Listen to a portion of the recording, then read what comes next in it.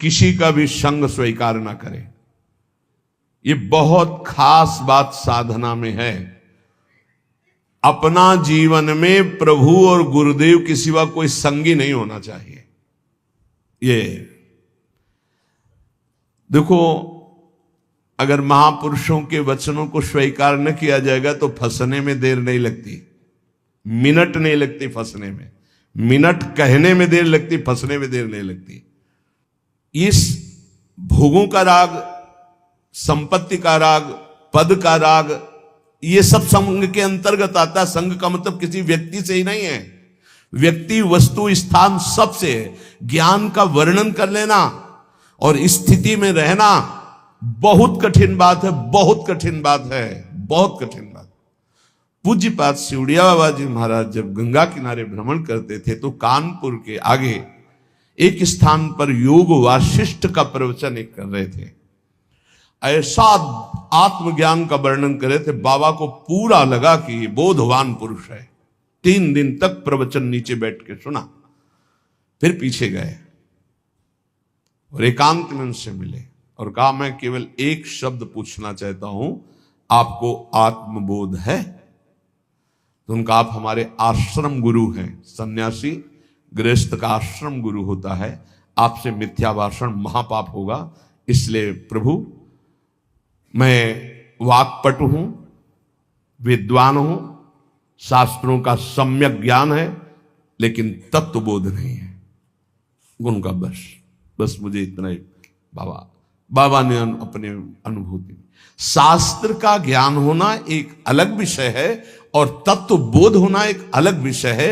यहां परम अवधूत दत्तात्रेय भगवान कह रहे, यदि तुम्हें तत्व बोध प्राप्त करना, भगवत प्राप्ति करनी है, देखो, अगर आप सोचो कि मैं प्रेम मार्ग का हूं, मुझे तत्वबोध से क्या मतलब है, तो सर्वान वस्तुतया निरीक्ष, ये तत्वबोध ही ध्यान रखना। ये क्रूरा अपिपापिनो न च सताम संभाष्य दृश्या से सर्वान वस्तुतया निरीक्ष, परम स्वाराध्य बुद्धिर्मम, सब में, पापी में, पुण्यात्मा में, सब में एक मेरे आराध्य देव, ये तत्वबोध ही है।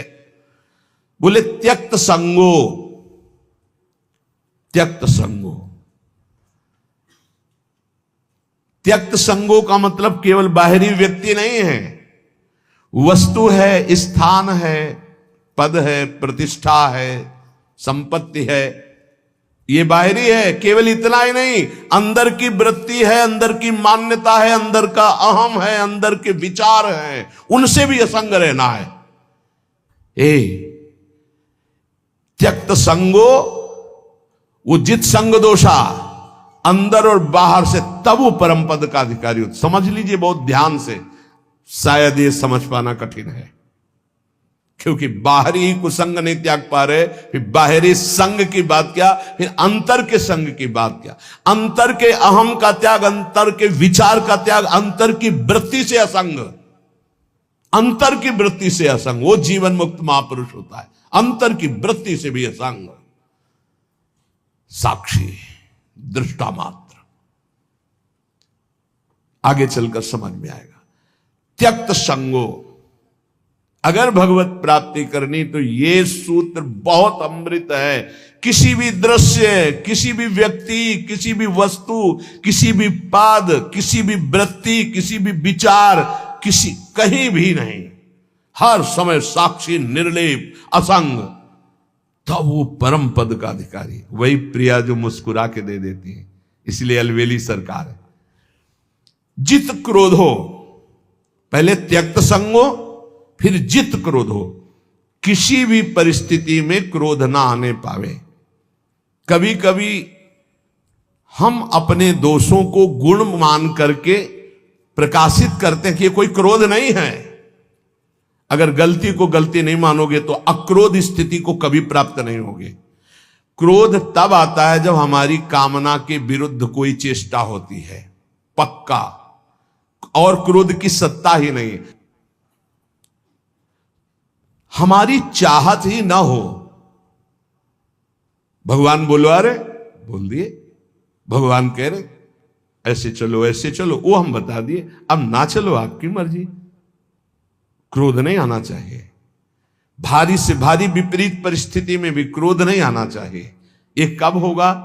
जब सामने हम प्रभु देखते हैं। हमें तभी क्रोध आता है जब हमारी चाहत के विपरीत क्रिया होती है और हमारे चिंतन के विपरीत चिंतन होता है। आ गया क्रोध, आ गया क्रोध, शुरुआत हो गई। अब अभद्र शब्द, दुरुक्ति, दुरुक्ति माने गाली, ये पहचान है कि क्रोध देवता पधार चुके हैं। और वो सीधे तप, पवित्रता, भजन, इसको चाटते हैं, वो इसको भस्म करते हैं, इसको लेते हैं। क्रोध देवता तुम्हारे तप को, तुम्हारी पवित्रता को, अंतःकरण की तुम्हारे साधन को चाट जाएंगे, कुछ अनुभव नहीं होगा। जब हमारा ये चिंतन गिरा कि सामने प्रभु नहीं, हमारी बात नहीं मानता, विपरीतता है, वहीं क्रोध आ जाएगा। अन्यथा आने का कोई भी रास्ता नहीं क्रोध के। जित क्रोध, यहां कह रहे जित क्रोध हो, भगवान अवधूत दत्तात्रेय जी, अगर उपासक को परम पद पे आरूढ़ होना है, दिव्य साधना संपन्न बनना है, तो क्रोध पर विजय प्राप्त, कभी गुस्सा नहीं आना चाहिए। वो कब होगा? हम व्यक्ति देखते हैं तब गुस्सा आता है। हम भगवत भाव करेंगे तो जलेगा हृदय पर, हम गुस्सा नहीं कर पाएंगे। हम चाहत करते हैं तब गुस्सा आता है। अगर हम चाहत को भगवान की इच्छा में छोड़ देते हैं तो गुस्सा नहीं आएगा। जोई जोई प्यारो करे, सोई मोई भावे। लगवा हारो, थोड़ा आहार करें। बिहारी देव जी पीछे जब वाणी में आया था कि भूख से जो ज्यादा पेट भरता है उसका भजन तो हो ही नहीं सकता। पक्का या अनुभव की बातें हैं। भूख से कम भोजन करने पर हमारी जो जीवनी शक्ति है कुछ पचाने में लगती है और कुछ से हम भजन कर लेते हैं। अगर भूखे हैं हम तो हमारा चिंतन बार बार खिंचता है भूख की तरफ। इसलिए लघवा हारो, थोड़ा आहार डाल लिया जाए। और ये अभ्यास से होता है। एक एक कवल केवल आप कम कर लीजिए तो बहुत थोड़े आहार में आपकी दिनचर्या बहुत स्फूर्ति वाली हो जाएगी। आप ये भ्रम छोड़ दें कि हम जितना अधिक आहार करेंगे उतने अधिक शक्तिशाली बनेंगे, ऐसा नहीं है। विचार आपके, संकल्प आपका, ये आपकी सामर्थ्य होती है। शुद्ध संकल्प, ये हम सांसारिक भाषा में बोल रहे हैं। शुद्ध संकल्प, शुद्ध विचार, पवित्रता, जितेंद्रियता, लघुआहार, आप महान बलशाली हो जाएंगे, पक्का। देखो, संकल्प रहित होकर देखो, भगवद आश्रित होकर देखो, और अपार सामर्थ्य। शुद्ध संकल्प का कितना बड़ा चमत्कार है कि आप नहीं समझ पाएंगे, कि विश्वास ही नहीं कर पाएंगे। अगस्त जी ने संकल्प किया और ऐसे समुद्र को पी गए, पूरे समुद्र को। आप विश्वास नहीं कर पाएंगे कि समुद्र को पी गए अगस्त जी महाराज। महान तप निधि, संकल्प किया और पी गए समुद्र को। यह संकल्प की ताकत। भोजन से इस पांच भौतिक शरीर का पोषण होता है और धीरे धीरे हम शरीर से अपने को अलग करने के लिए साधना कर रहे हैं। तो लघवा हारो, थोड़ा आहार चाहिए। हमारा दिमाग क्या सिखाता है? बर्बाद काहे को करोगे? अब कितना रह गया? 2 लड्डू रह गए हैं, 1 कटोरी खीर है। वैसे तो नहीं है पर बर्बाद नहीं होना चाहिए। अन्न है, ये बर्बाद, श्वास बर्बाद हो जानी चाहिए। अरे दूसरा कोई खा लेगा, कोई और जीव पा लेगा। आप थोड़ा भजन के लिए जगह बनाए रखो। अगर आपने परुषा लिया है तो किसी और जीव को पवा देना। सब अपने गुरु भाई ही हैं, हम एक ही प्रभु के बच्चा हैं। पोशाकें अलग अलग हैं। अरे किसी के स्वान की पोशाक है, किसी के सूकर की पोशाक है, किसी की कृमि की, लेकिन हम हैं सब एक ही भाई, परमात्मा अंश हैं, हम सब एक ही हैं। अंश वही है, पोशाकें अलग अलग है, वो पालेंगे। हम भजन के लिए उतने ही पुरुष हुए, उतने ही पावे जिससे भजन। ये आप बैठा लीजिए, खाते खाते मर जाओगे लेकिन खाने की आदत नहीं खत्म होगी। इसको संयम में लाओ। पहला कहा है त्यक्त संगो, दूसरा कहा है जित क्रोधो, तीसरा कहा है लघवा हारो। यदि भगवत प्राप्ति करनी है, दिव्यता लानी है, भजन का चमत्कार अंदर प्रकट करना है कि काम क्रोध लोभ मोह मद मत्सर ये सब भस्म हो रहे हैं, तो लघवा हारो। आहार पाने के बाद फिर ऐसे तुरंत बैठ सकते हो, ऐसा आहार पाइए कि अगर आपको तुरंत बैठना पड़े तो आपको वजन न लगे कि पेट में वजन है। ये जितना आप चिकने पदार्थ, जितने आप स्वादिष्ट पदार्थ समझ रहे हैं, ये स्वाद नहीं है। वास्तविक स्वाद तो राधा नाम सुधा रसम रसी, तुम रोम रोम आपका झंकृत हो जाएगा जिस दिन राधा नाम।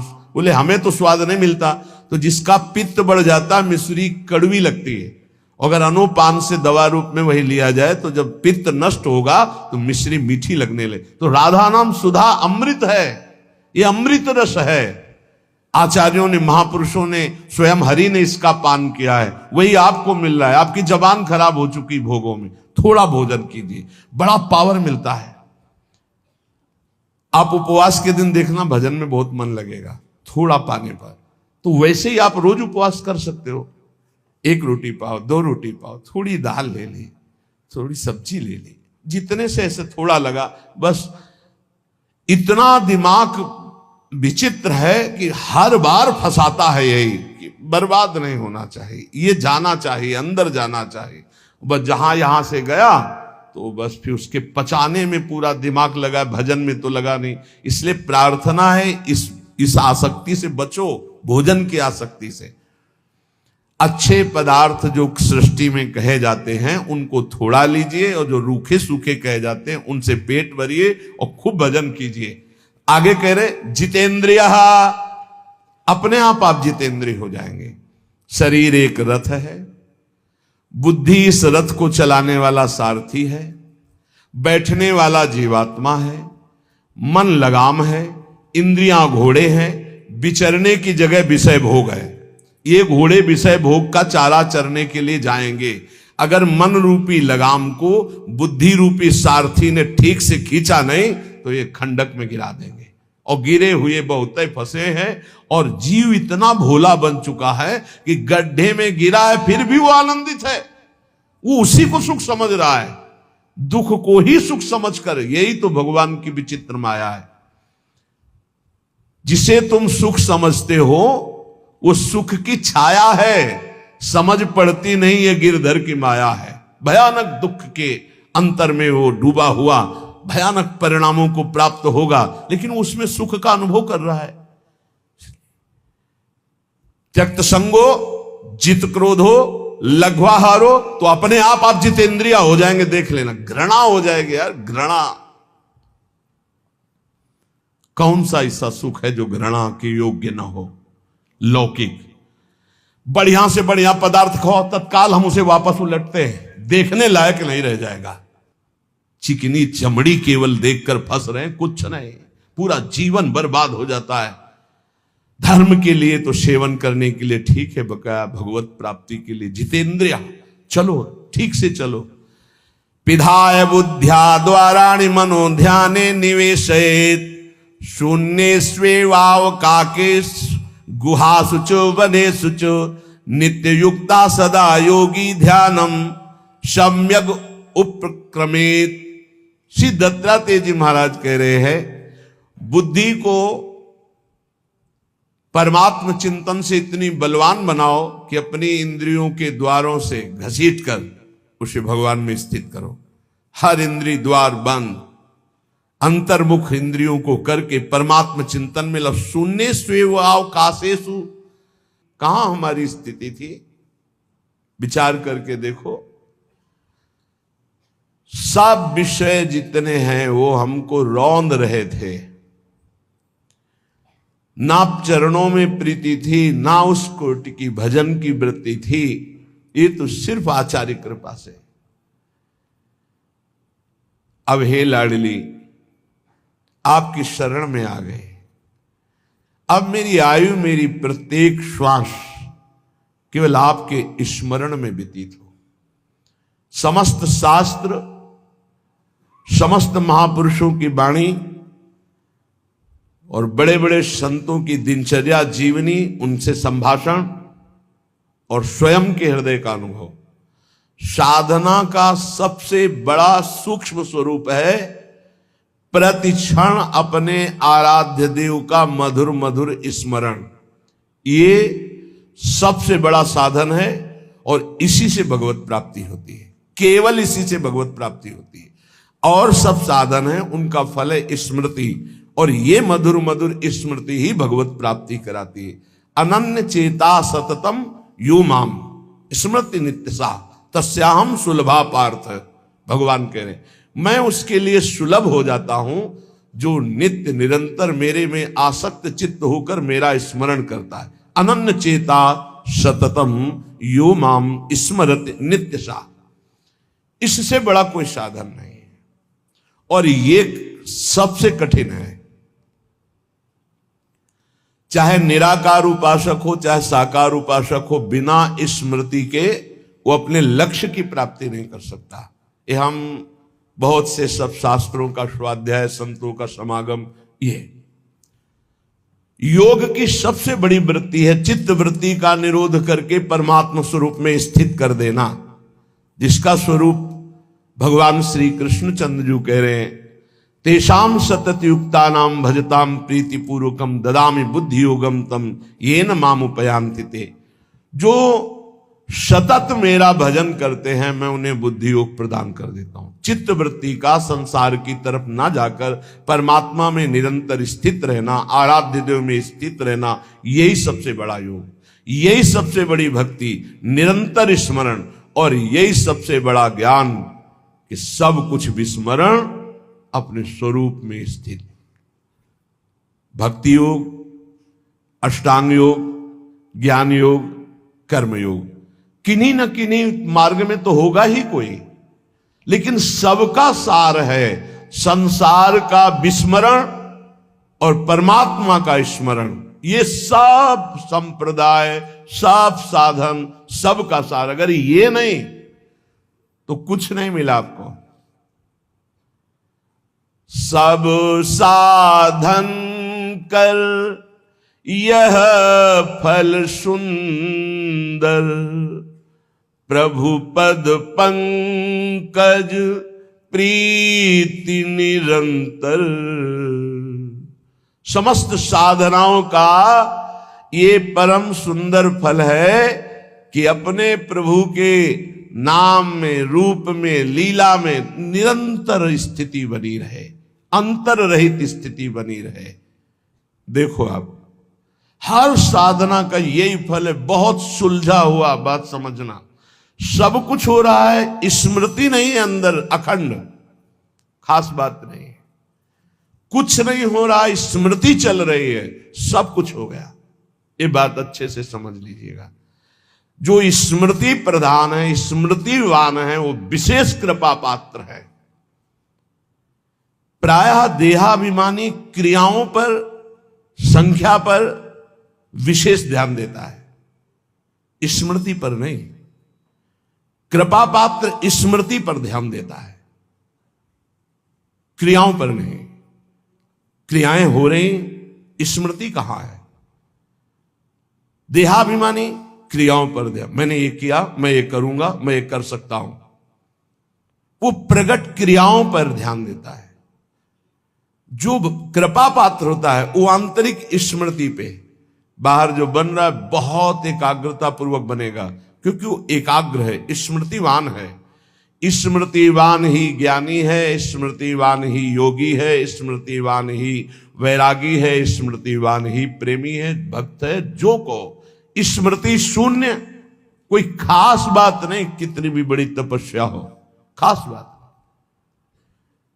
ज्ञानी आत्मरति, भक्त इष्टरति, योगी स्वरूप में स्थित समाधिस्थ, उठते बैठते चलते फिरते। अगर ये समाधि नहीं प्राप्त है तो संप्रज्ञात समाधि, जो संकल्पित समाधि, उसका कोई महत्व तो नहीं।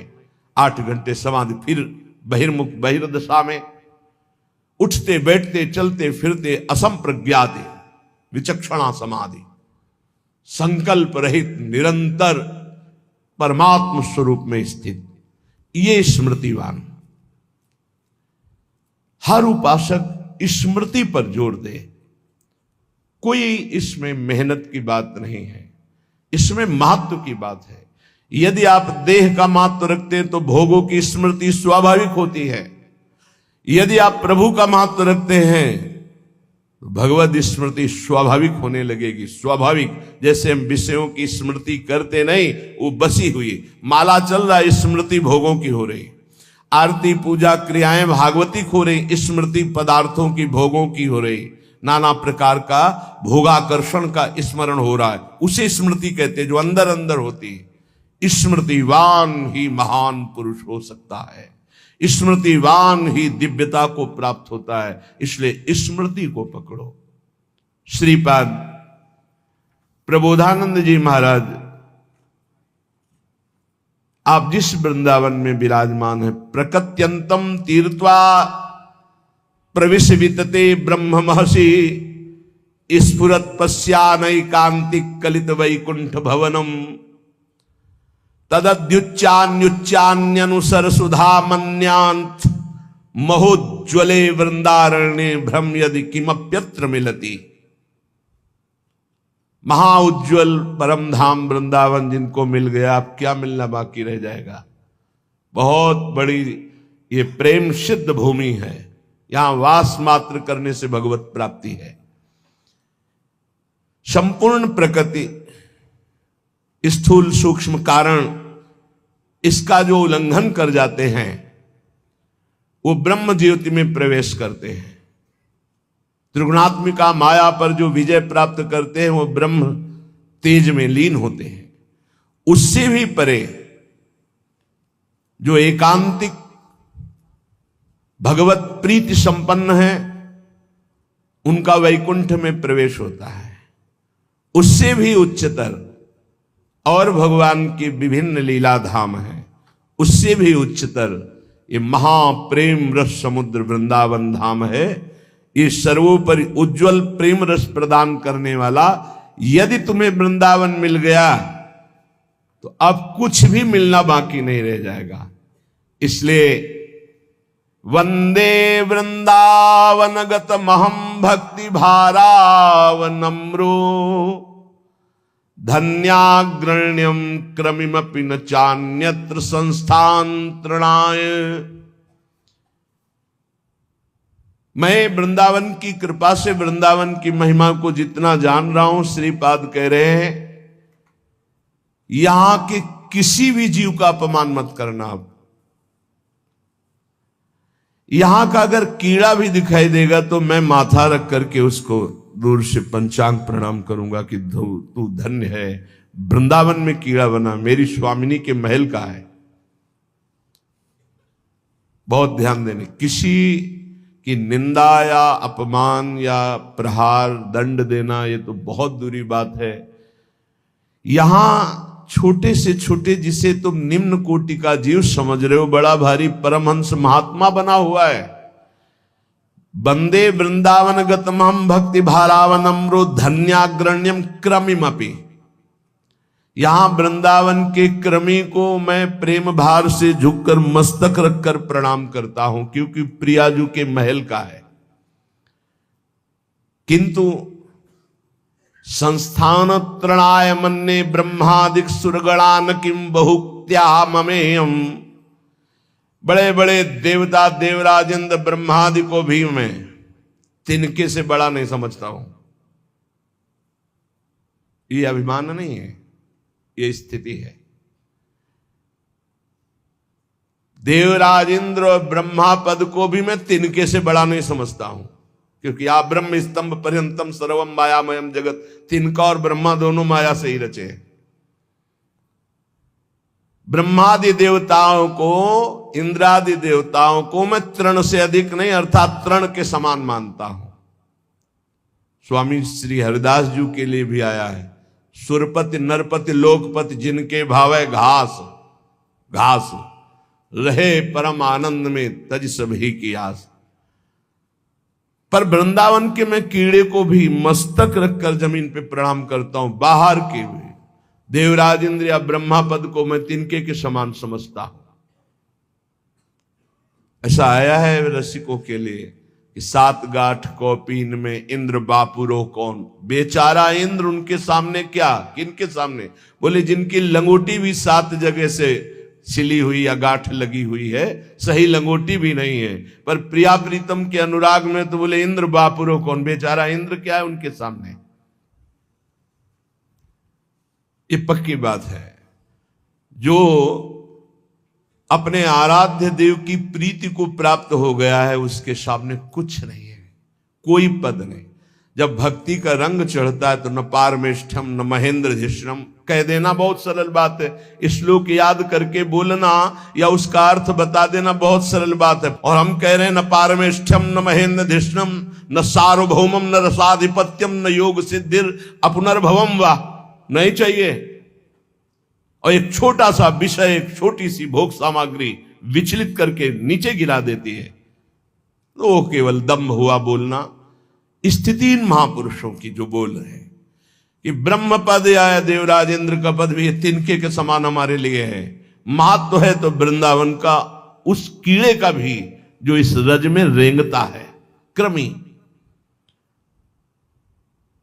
प्रौढ़िर गाढ़ा न खलु पर तो भाति कृष्णोपि पूर्णा। मेरी बात को चतुरता पूर्वक मत समझना कि मैं वाक चातुरी से बोल रहा हूं। पक्की बात समझना कि यदि वृंदावन के बाहर श्री कृष्ण भी खड़े हो तो मैं उनको देखने के लिए आंख नहीं उठाऊंगा। जैसा श्रीपाद कह रहे ऐसे श्री भट्ट देवाचार्य जी भी कह रहे हैं। विपिन राज सीमा के बाहर हरिहु को न निहार रे मन,